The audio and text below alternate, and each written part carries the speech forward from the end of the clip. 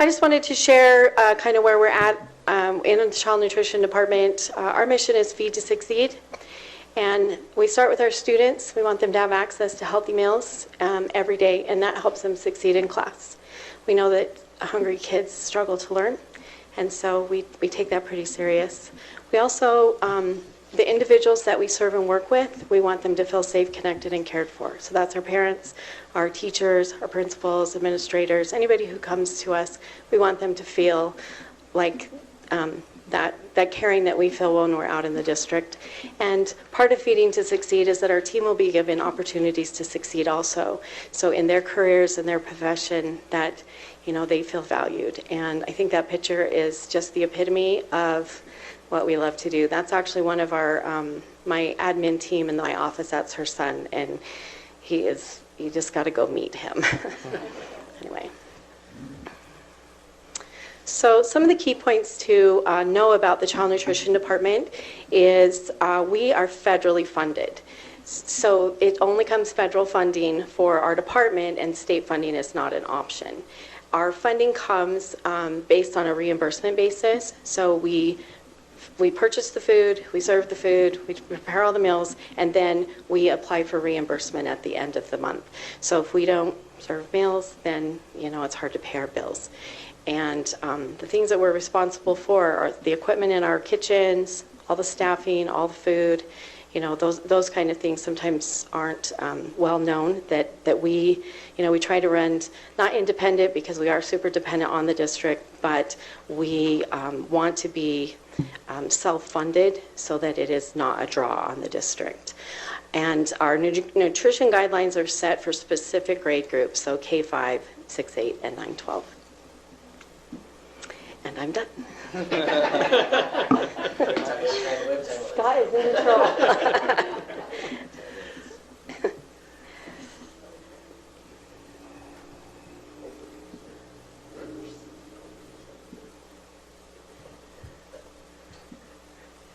Chuck, just tell me.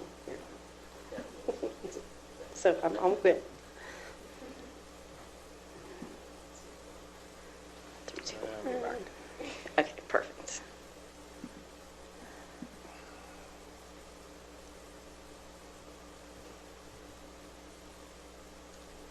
Good there. Next. Yep. So our department has a really strong history of being economically sound. We have a fund balance that supports us in the event of, a pandemic or, things that come along. We have a limit of what we can keep in that fund balance, and so it's kind of a juggling act. But with forecasting with our managers, good budgeting, balancing meal and labor cost, waste reduction, and just being good stewards of what we're doing, we've been able to operate in a pretty good position. I think what really got me here today was I sent a report to Scott, and Frack is Food Research and Action Center. They're a research body that looks at, holy cow, the words just left my brain, hunger in the country, and they look at the programs that are supporting nutrition, and then they give recommendations. They look at how policy is being implemented, and we were fortunate to be included in this report that they did. They were looking at participation from April of 2022 when we were free and all kids could eat at no charge, and when we came back in October last year when it went back to the traditional model of free, reduced, and paid. And one of the key findings was a very significant decline in participation for both breakfast and lunch. But it also highlighted the benefits of providing meals at no cost to all students. And the conclusion was that in order to offer healthy meals and have access for all children and to have robust child nutrition programs, that school meals needed to be available to students at no charge. Like, hands down, we saw just huge benefits. And even as a district, we saw some of the stigma go away, and kids just had access to food. And it was no longer, can your dad pay or can your dad pay? It was access to all, and it was pretty significant what we saw. I have a question. Integrated into the school day is that the The breakfast is still served before class starts? Yeah. Yeah. It's not part, that's kind of what that infers, is that it'd be more of a routine, but... Yep, there are districts that don't serve breakfast at all. And there is a push to have breakfast after first bell. That's kind of been the trend for a while, is to get the kids in the classroom and then take care of breakfast. Because there's a lot, I mean, you have transportation issues and you have kids that sleep in, and, you know, there's that educators can read the, you know, they write the book on that. But so I wanted to share with you where we've been in the last 10 years. So you can see, and if you'll remember, Mrs. Obama's impact, like I have to like bring that in 2010, the Healthy Hunger-Free Kids Act was passed. 2011 and 12, it was started to implement. And in the last 10 years, you can kind of see where our meals have been. We were trending up, and then you can start to see that trend down. And there are some factors there that I'm not exactly positive, you know, why we started to trend down.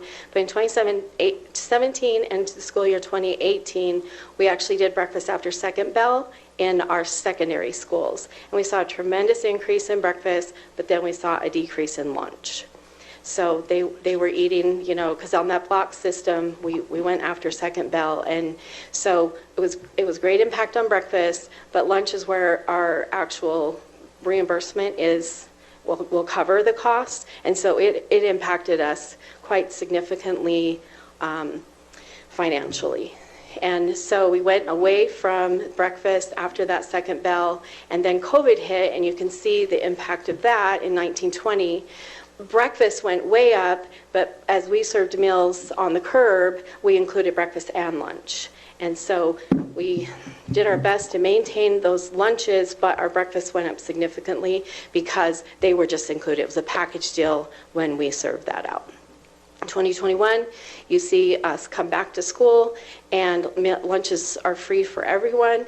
There was kids not in school. We were doing curbside still. Parents were picking up for kids at school. It was still, I mean, we came back to like historical numbers, still not as great. But then 21, when it was free again, a second year, tremendous impact. We almost hit 1 million meals for lunches,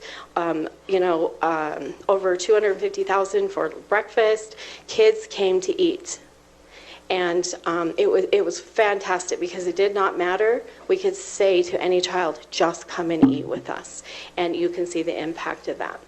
This last school year, a significant drop. Lunch wasn't quite as low as COVID, but if you'll go to that next slide, you can see the combination of meals. So typically we serve 1 million meals plus. And you could see where COVID like just boosted that like crazy. But last year was our lowest year. And it's defeating, it's, you know, coming back. We're watching wages go up. Parents aren't qualifying for the program. Lots of families are struggling and they're not paying for meals. And so we saw a tremendous decline last year. I received an email from the State Department letting us know that our USDA foods commodity fees, or the entitlement, is being reduced because of that. And statewide, our meals were down 5 million meals in the state of Idaho last year.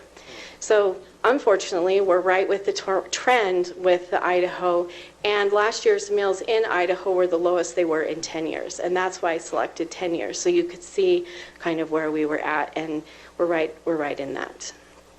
So next, here are the challenges, and this is the Cliff Notes. Guy said don't share all the other stuff that I was super frustrated about. But historically high food costs.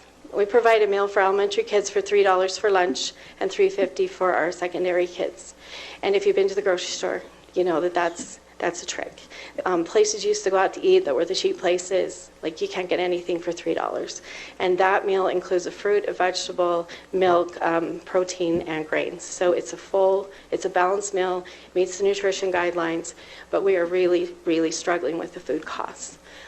If the costs aren't high enough, then the supply chain comes in, and just wanting to add new things to the menu and change it up a little bit, it's just not available. And if it is, it might be 6 or 8 weeks out, maybe. So the supply chain it's been crazy. Things feel like they're kind of back to normal, but not quite. Regulations, that's one thing that we can depend on always in child nutrition. Right now, we were just out for comment. USDA has some changes. They want to remove flavored milk out of schools K through 8th grade and reduce even, it's pretty complicated and I don't understand, but they're taking sodium down 2 more levels. We dropped 10% this year, and every other year for the next 3 years we'll go down 10% more if it passes, which will put us lower than the American Heart Association diet in child nutrition, well, compared to child nutrition. So it's a struggle, it's a challenge. We're trying to keep up with that so that we don't, lose our funding. We want meals available for kids that are super healthy. We also, the increased wages have been fabulous. It's a double-edged sword because, like I said at the beginning, it's federally funded and there's no state funding that comes to our department. So the pay increase that we received has been incredible for our staff, but it's $300,000 approximately that our budget has to take care of. And so as our meals are dropping and wages are going up and food costs are going up, I don't know, nationwide, the child nutrition departments are in trouble. There's fewer families qualifying for free and reduced meals because wages are up. And the factor that the USDA sets to qualify is it's based on inflation, but it's not keeping up. So we have a lot of families in our school district that fall in a gap. They don't qualify, but they're not making quite enough money to pay for their kids' meals. They need us to feed their kids because they are just not making it, and that is an area of great concern for us. I'm actually on the Idaho School Nutrition Association Board, Public Policy and Legislation, and working with our area and our state legislators and trying to, start that conversation to keep our kids fed. Reduction in reimbursement rates. So if it's good isn't bad enough with all the other stuff I told you. They had given us extra money because of supply chain and the food costs last year. They took that away plus extra. So our reimbursement rates are actually less than they were in prior years as the base rate. And then right now our unpaid meal charges are about $7,800. They were as high as $10,000. We're having some trouble with PowerSchool getting communicated in our software, and so I think parents are a little more aware. Last year we sent about 20 families to collections. Not my favorite thing, but okay. Can we talk about? $7,800 from the beginning of this year. It's just rolling. It's rolling. We hit that in about 4 days. Yeah, once school was up and going. Okay, so now the good news. This is part of my amazing management team. This is the second year we've been able to go to our national conference. This year it was in Denver. There were 16 of us that went, and we get to rub shoulders with the USDA, our state departments, with dietitians, with grassroots groups that are trying their very, very best to do the very same thing we are, and that is to feed the kids in our school district. My entire team is working on keeping our program at its best.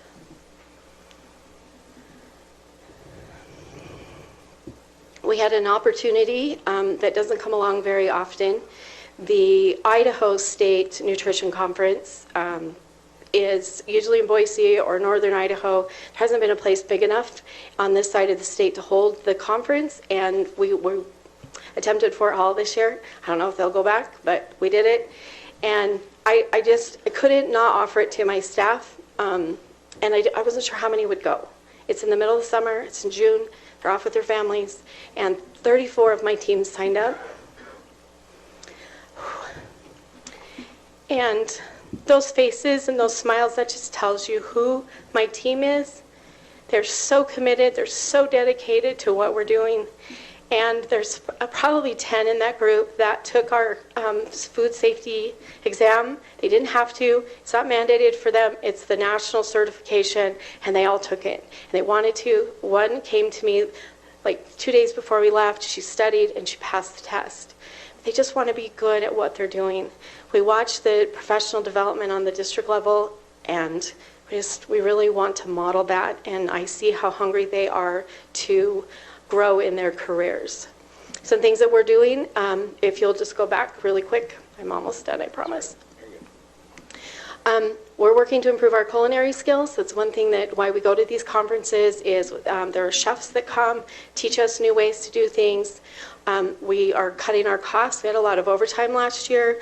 I have a lot of new people in my office. It takes a lot to learn their jobs, and so we had a lot of overtime. We had a lot of overtime in the kitchens as we do our trainings. It's always after work. It's always after hours, and so this year we committed that we would only do our training on our Mondays. Those are those every other Mondays with the elementary.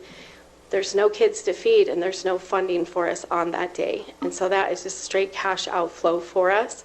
So we decided we were going to just really hit that hard for training days for us. We had 4 positions that were full-time cooks that were kind of from previous model, and under Heath and Guy's guidance, we opted to move them to a manager in training. They're fully benefited positions, and now we have a model for succession. One of the girls said to me this morning, I was in Ready Care with one of my girls this morning, and she said, there's a lot of us that are going to retire at the same time. And I said, I know. It terrifies me. So we really want a succession program where we have people that are growing into those positions and ready to take over so that it's seamless. And the other thing we did is we created a area manager position, and we had a really rocky start, and I think with this manager in training position to support that, we have one manager now that supervises 2 buildings. And so they can go back and forth, and our teams are developing into some independence where they can make those decisions and not always dependent 100%. This is our first culinary training we held last week. I have 2 chefs on staff that I've hired, and they are taking us to a new level. The one in the middle, she's one of my area managers, Angie Hall, and she's been a chef for many years, and she's teaching us some new tricks that really are making a difference. And today we went to all 14 elementary schools and brought a sample back of the things that they're making, and I am in awe at the little things that make such a huge difference, and their confidence is growing. And so that was our flagship. Our little maiden voyage with our culinary training. We'll have 1 to 2 trainings per month, and it's voluntary. You can come. It's on those Mondays. We're keeping it small, but we're going to go through the gamut to help them in their careers. What kind of things are they learning? So culinary, we're starting with culinary. So we started with just learning your oven. People are super excited about their air fryers that they're buying at home, but we have $12,000 air fryers in every kitchen or more. And, it's like, how come I can't get my fries to be crispy, or my Crispitos, or my chicken strips, like, why aren't they crispy? And so she took us through a whole lesson about high fan and low fan and temperature and color, and it's just those little things that you don't think about. We come from home and we cook everything at 350 for 20 minutes. It doesn't work in school. It just doesn't. And at my house, it's on high for 5 minutes or we're not eating it. So where I'm right there with them, I'm learning. That is one of my weak areas, and so I'm super glad to have the skill and the talent, and we just draw on each other. This manager has this incredible talent. They're teaching a class. 2 of my girls taught a class at our state conference about what it takes to be a great manager. And we have so much talent in our team. We're going to do knife skills. We're doing pasta and rice this next time. We're doing rolls, how to get your rolls nice, beautiful, and we want great food for our kids. Our kids, sometimes we say they have to eat our mistakes. And, kids aren't going to bring it back and say, that is awful. I'm not eating that. And we want to provide the best meal for our 6th grade that comes through as we did for our kindergartners. And so sometimes we get in that habit of just holding it, and we're just going to do what's easy for me. And they've really stepped out of their shell, and they've really stepped out of that comfort zone. And you'll see them cutting pizzas straight out of the oven on the line now. It's been so fantastic, and they're taking risks, and they just want it to be good for our kids. So Any questions? Well, when you said that you're doing this like every other Monday, are you just doing them in every elementary school? Where are you guys having So this it depends going? on what we're doing and who's teaching it because of space. So the first one we did was at Black Canyon because we had 2 ovens on 2 sides and we cooked 4 things, which the first class, that was probably a little too much. So we're going to be at Thunder Ridge the next time, and that will be on Monday, and we're going to do rice and pasta. Both of our ovens are on the same side of the kitchen, so that'll be great. But they're serving meals while we're having the class because the secondary schools, they're still in and kids are coming, and they accommodate, they do whatever. So we're going to rotate around the district. In the next 2 classes, my gal in the office that's the chef, she's going to do the knife class for us. And we're going to send really good quality knives out to our kitchens. We have lots of Sam's Club knives, but if we're going to raise our game and we're going to do better for our kids, we got to get them better equipment. So. What can we do to help besides more money? Well, you can't give me more money. I wish. Just support our program. Just support our program. Encourage kids to come and try us. Encourage parents to come and see what we're doing. And I gave Sam business cards, and I would love for you to come and see what we're doing. Come to my office, come see the administrative side, but come to my kitchens because that's where the action is. That's where it's really happening. In an audit a few years ago, we were told by the person who did the menu audit, from concept to tray, there's 600 reasons and places that can go wrong. And the fact that what you think is showing up in your kitchens is a miracle. Because there's just so many places between supply chain and people and skills and talent. But just support our program. Just support us. The menus that are put out to qualify, You're able to make them edible. I want you to come and see. but I mean, was that a challenge for how it came out? Not as much now, well, other than we can't get the product, but we've eaten a lot of bad pizza. I'll just say that. Yeah. When you reformulate, and when everybody is on refined processed flour, and then you go to whole grains, it's an adjustment. It's an adjustment. But I'm going to tell you, our industry, they stepped up. It's been 10 years. So literally the kids in school now, so from 2011, they don't know any different. So our adults know different, but our kids know this is school lunch. And literally some of the products you would not know. I had somebody come and get donuts one day and they were like, oh, these are not school lunch donuts. I was like, well, yeah, actually they are. So we've come a long ways. We've come a really long ways. Yeah. So any questions? Thank you. Thank you so much. What do you think you do? 1.25 million meals a year? Yeah, 100 of us. Those kids tip pretty good. Yeah, that's where we're making it, is on our tips. Guy, I forgot to report those. But it's the smile.